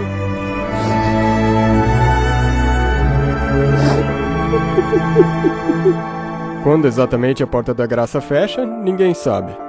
Quando as pragas começarem a cair, saberemos que acabou o tempo da graça. Assim como nos dias de Noé, haverá uma grande pregação.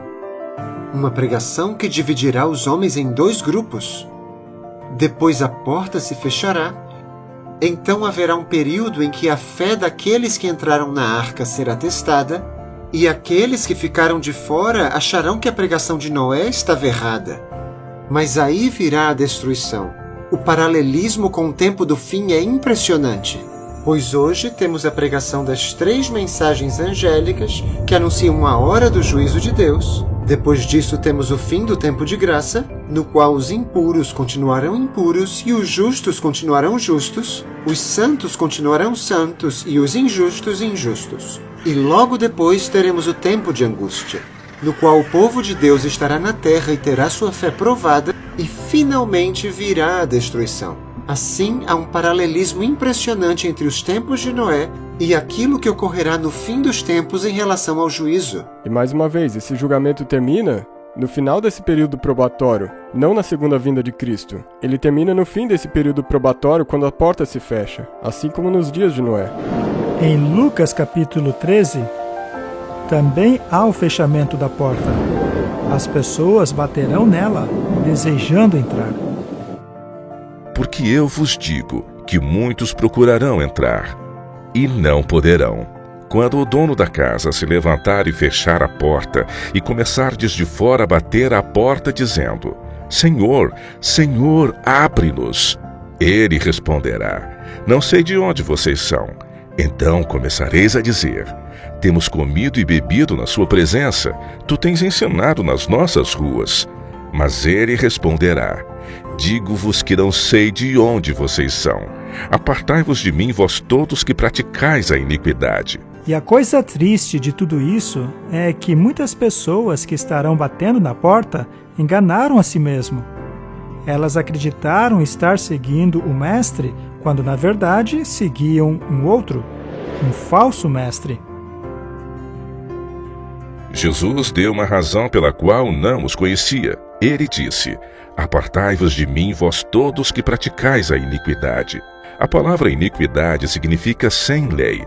Apesar de alegarem seguir a Cristo, estas pessoas não se renderam ao trabalho do Espírito Santo e assim não guardam os seus mandamentos. A Bíblia diz que nisto conhecemos que amamos a Deus, quando amamos a Deus e praticamos os seus mandamentos. Seus mandamentos não são penosos. Em 1 de João é dito que aquele que diz que o conhece, mas não guarda os seus mandamentos é um mentiroso e a verdade não está nele. Portanto, somente dizer que é um cristão como muitos fazem hoje não é o suficiente.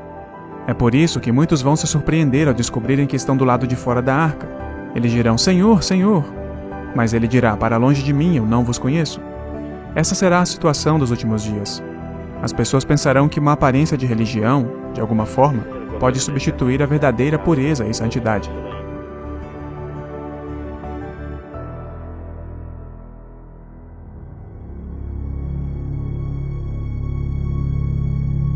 Quando Deus fechou a porta da arca, as pessoas já haviam feito sua escolha. Alguns decidiram ficar dentro e outros de fora da arca. Cada indivíduo escolheu o seu próprio destino. Foi somente após a decisão de cada um que a porta foi fechada e a execução do julgamento teve início com a queda da chuva. Choveu por 40 dias, e a Bíblia diz que todas as fontes do abismo, fontes no plural mesmo, todas elas estouraram, ou seja, foi um evento catastrófico. E quando essas fontes explodiram, tudo jorrou para cima, o que causou uma fissura na crosta da terra. E aquela água cheia de pressão, com aquelas bilhões de toneladas de rocha sobre elas, simplesmente estouraram e explodiram para a atmosfera a quilômetros de altura. Temos aí uma fonte para a chuva, como não podemos nem sequer imaginar hoje. Houve uma gigantesca erosão, conforme esta água, sob grande pressão e velocidade, jorrava para fora desse penhasco, onde, por exemplo, hoje, temos a região do meio Atlântico, onde há essa fissura enorme ao longo da Terra. Ela pode muito bem ter sido a rachadura de onde jorrou toda aquela água. Eu acho que nós ficaríamos apavorados se pudéssemos ver o que aconteceu ambientalmente no mundo durante o dilúvio. Imagine só como deve ter sido estar fora da arca e ter que encarar o juízo divino. Esse juízo, no contexto de Apocalipse 14, versos 6 e 7, deveria conduzir as pessoas de volta ao Criador, aquele que fez os céus, a terra e o mar. Mas o que é diferente em relação a Apocalipse 14 é que lá também menciona as fontes das águas. E isso pode somente apontar para o dilúvio.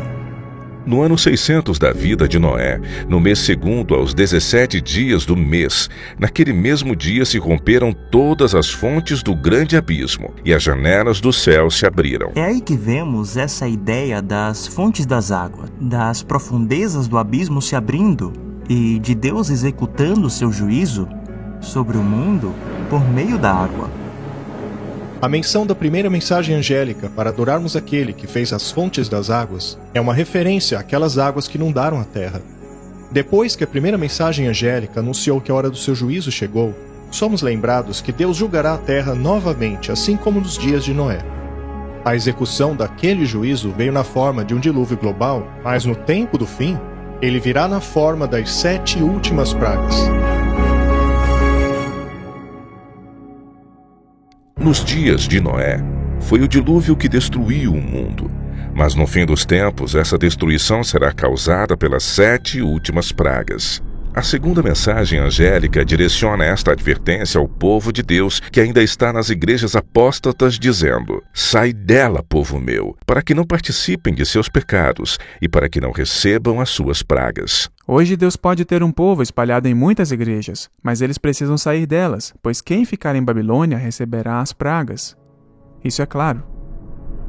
A terceira mensagem angélica também nos alerta sobre essas pragas. Ela diz: qualquer um que adorar a besta e a sua imagem e receber o sinal em sua testa ou mão, também este beberá do vinho da ira de Deus, que se deitou não misturado no cálice da sua ira. E a ira de Deus, de acordo com a Bíblia, é definida no próximo capítulo como sendo as 7 últimas pragas. E vi outro grande e admirável sinal no céu, 7 anjos que tinham as 7 últimas pragas, porque nelas é consumida a ira de Deus. As pragas são, na verdade, o derramamento da ira de Deus sem nenhuma gota de misericórdia. E não sou eu quem diz isso, a própria Bíblia o diz. será o pior momento da história da Terra. Deus é longânimo, mas quando a humanidade atingir o limite de sua paciência, as pragas cairão. E Davi, no livro de Salmos, nos diz qual é esse limite. Já é tempo de agires, Senhor, pois eles tornaram a tua lei nula.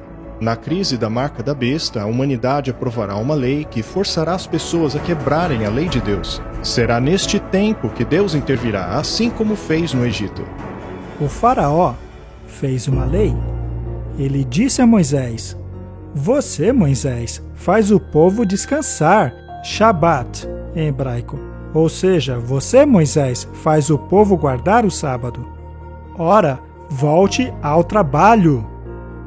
Então o faraó fez uma lei anti-sábado. E a consequência imediata a esta lei foram as pragas.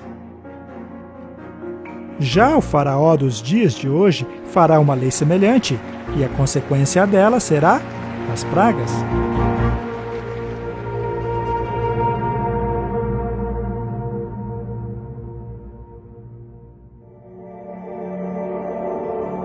A graça terminou. Todo mundo tomou a sua decisão. Este é o início da hora do juízo, no qual todos verão as consequências de sua escolha. Então ouvi uma forte voz que vinha do santuário e dizia aos 7 anjos: vão derramar sobre a terra 7 taças da ira de Deus. As 7 últimas pragas são descritas em Apocalipse 16. Em uma dessas pragas, as pessoas desenvolverão terríveis úlceras por todo o corpo. E o primeiro anjo foi, derramou sua taça pela terra, e abriram-se feridas malignas e dolorosas naqueles que tinham a marca da besta e adoravam a sua imagem. O oceano se transformará em sangue, e tudo o que estiver vivo nos mares morrerá. E o segundo anjo derramou sua taça no mar, e este se transformou em sangue, como de um morto, e morreu toda criatura que vivia no mar. O terceiro anjo derramou a sua taça nos rios e nas fontes, e eles se transformaram em sangue. As fontes de águas e os rios também se transformarão em sangue.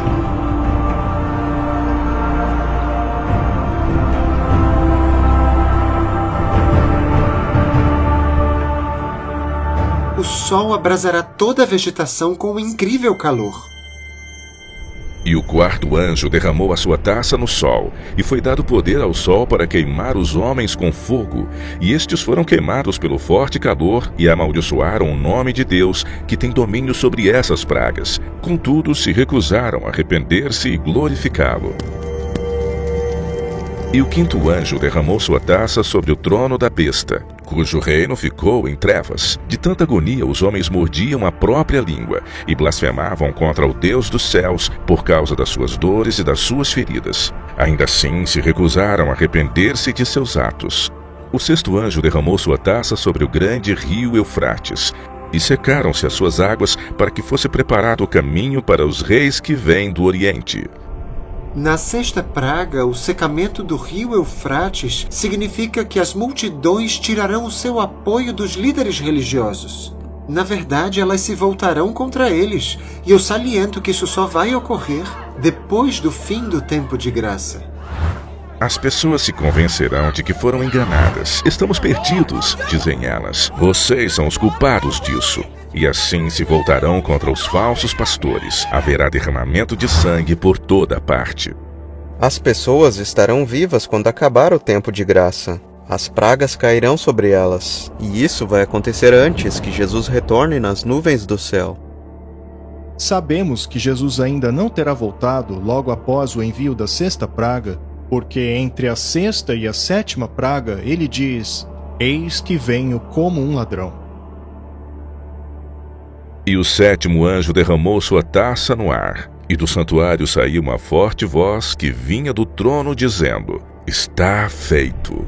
Houve relâmpagos, vozes, trovões e um forte terremoto. Nunca havia ocorrido um terremoto tão forte como esse desde que existe homem sobre a terra.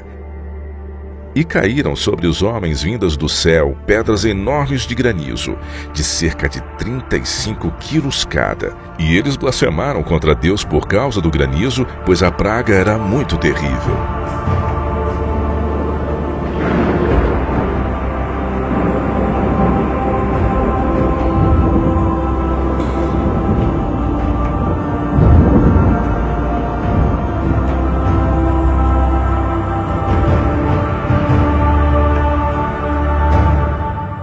As 7 últimas pragas não tocarão ninguém do povo de Deus. Alguns pensam que Deus arrebatará a igreja do mundo antes da volta de Jesus. Porém, a Bíblia não ensina que Deus nos tira da tribulação, mas que nos salva na tribulação. O povo de Deus será protegido, assim como o povo de Israel foi protegido no Egito. Deus não retirou Israel do Egito antigo antes das pragas caírem, mas ele os protegeu durante as pragas. Uma vez que isto é uma tipologia, o mesmo deve acontecer no tempo do fim. O povo de Deus estará aqui quando as pragas caírem. Todos eles possuem um selo de Deus em suas testas. Assim, quando as pragas caírem, eles ficarão de pé. Eles passarão por meio das pragas. Deus os salvará em meio às pragas, assim como salvou Noé e sua família que estavam selados em meio ao dilúvio. Assim vemos um paralelismo entre Gênesis e Apocalipse. Será o pior momento na história do mundo. Será um momento em que somente a proteção divina guardará o seu povo. Este há de triunfar em meio a este período. O Salmo 91 será um conforto durante esse tempo. 1000 cairão ao teu lado, e 10.000 à tua direita, mas tu não serás atingido. Somente com os teus olhos contemplarás, e verás a recompensa dos ímpios, porque tu, ó Senhor, és o meu refúgio. No Altíssimo fizeste a tua habitação. Nenhum mal te sucederá, nem praga alguma chegará à sua tenda, porque aos seus anjos dará ordem ao teu respeito, para te guardarem em todos os teus caminhos. Eles te sustentarão nas suas mãos, para que não tropeces com o teu pé em pedra. Eles terão desenvolvido um caráter refinado por meio de um íntimo relacionamento com Cristo. E como resultado disso, Cristo colocará seu selo sobre eles, para sustentá-los no tempo de angústia. E também para revelar aos anjos quem terá sua proteção neste tempo de prova. A arca foi o meio utilizado por Deus para cumprir a promessa de sua aliança e mostrar misericórdia a Noé. Assim, a arca do tempo do fim será o meio pelo qual Deus cumprirá a sua promessa de mostrar misericórdia àqueles que aceitaram fazer parte de sua aliança eterna. E é somente através do sangue de Jesus que fazemos parte dela. Deus comissionará os seus santos anjos para protegerem aqueles que entraram em sua aliança. Estes terão a proteção divina durante as pragas. Este será o último derramamento da fúria divina sobre o mundo que tem rejeitado sua misericórdia, rejeitado sua lei e a sua justiça. E ao rejeitar a misericórdia de Deus, o que mais você pode fazer quando você diz, eu não preciso perdão para isso?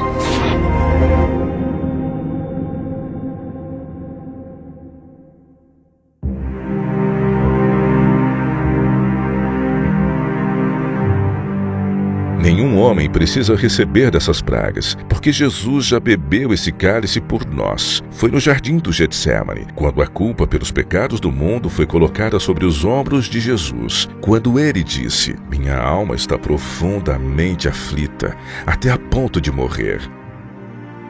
Então, após dar alguns passos, ele cai no chão e ora, ó meu Pai, se possível, passa de mim esse cálice. Contudo, não seja feita a minha vontade, mas a sua. O cálice desta ira e a separação de seu Pai por nossa causa quebrou o coração do Filho de Deus. E por ter sofrido a ira de Deus em nosso lugar, a Bíblia diz, nós seremos salvos da ira por meio dele. Porque Deus não nos destinou para a ira, mas para recebermos a salvação por meio de nosso Senhor Jesus Cristo. O mundo zombou e ridicularizou a mensagem de Noé, mas isso tudo cessou com a chegada da chuva. Quando as pragas começarem a cair, as pessoas entenderão que rejeitaram a verdade. Então agora é a hora de dar ouvidos e de se preparar.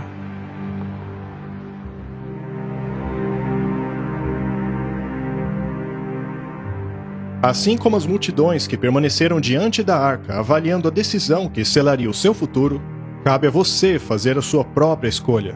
Aceitará você a mensagem de Noé por meio das 3 mensagens angélicas? Entrará você na arca da aliança eterna por meio do descanso no 7º dia, observando assim o sinal da aliança? Será você um dos que guardam os mandamentos de Deus e a fé de Jesus? Ou estará entre aqueles que guardam os mandamentos dos homens? Quando a crise da marca da besta chegar, todos terão que decidir. E o tempo da graça terminado. É o que dizem as Escrituras. Multidões, multidões no vale da decisão, pois o dia do Senhor está perto no vale da decisão.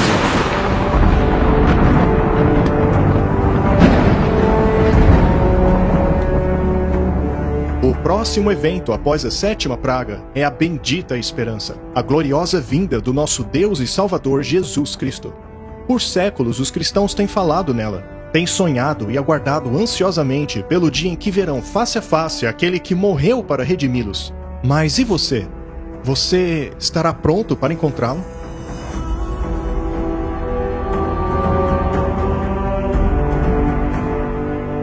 Então, quando a presença de Cristo voltar, quando Cristo voltar pela segunda vez, nos é dito que basicamente essa terra será deixada num estado que será impossível de habitá-la, por causa do fogo e da presença de Deus. O nosso Deus é um fogo consumidor. Segundo Paulo, quando ele voltar à terra, o Senhor Jesus será revelado no céu com seus poderosos anjos em fogo flamejante. Ele retornará como fogo consumidor, pois Jesus não voltará apenas como um ser humano como ele era quando caminhou por esta terra. Ele voltará como Senhor dos Senhores e Rei dos Reis, ou seja, sua glória não será mais velada.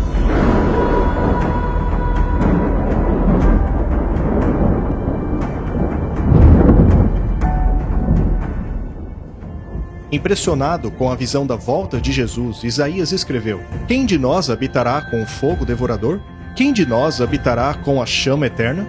Esta é uma pergunta que todos devemos responder enquanto nos preparamos para o fogo consumidor da presença de Jesus. Mas após Isaías perguntar quem pode habitar entre o fogo consumidor, ele mesmo responde sua pergunta dizendo: aquele que anda retamente. Só os justos permanecem na presença de Deus. A mensagem de Noé, que deveria preparar um povo para o julgamento do mundo pela água, é a mesma mensagem que deve preparar um povo para o julgamento do mundo por meio do fogo, uma vez que Noé foi um pregador da justiça.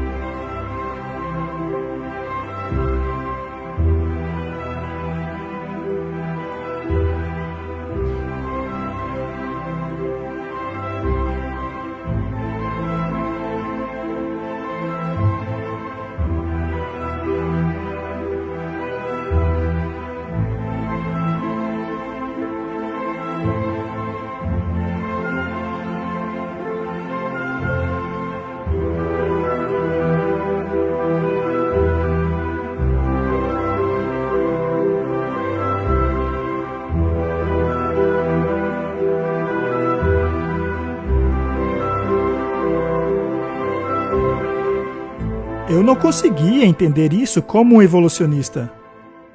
Por que eu devia guardar o sábado? Pois eu não cria nos 6 dias literais da criação. Esta questão, portanto, entrará em voga novamente no fim dos tempos. Eu me lembro de uma senhora que veio a mim após uma pregação sobre Daniel e o chifre pequeno e a besta de Apocalipse 13, que é identificada pela profecia como o papado católico romano. Ela havia sido apresentada à Igreja Católica e foi educada num convento. E quando eu comecei a pregar essas coisas, ela parou de vir às reuniões. Mas o que aconteceu é que ela demorou um pouco para absorver as mensagens. Mas após alguns meses de estudo próprio por parte dela, ela finalmente abraçou a mensagem. Quando me falaram do santuário pela primeira vez, eu fiquei entediado, porque eu não tinha nenhuma ideia do que se tratava. Eu tinha acabado de entrar na igreja e eu estava todo empolgado com, sabe, a marca da besta. E o santuário para mim era simplesmente, ok, santuário. A marca da besta, é isso que importa. Foi só depois de ter aprendido como estudar a Bíblia e depois que eu comecei a ver a beleza desses paralelos presentes no santuário, que eu comecei a ver pessoalmente e perceber o lugar que ele tem no contexto da mensagem dos 3 anjos. Foi aí que todo um outro nível foi adicionado ao meu conhecimento da palavra de Deus, ao plano da salvação, ao caráter de Cristo e, sabe, realmente teve um grande impacto no modo que eu passei a ver o plano da salvação.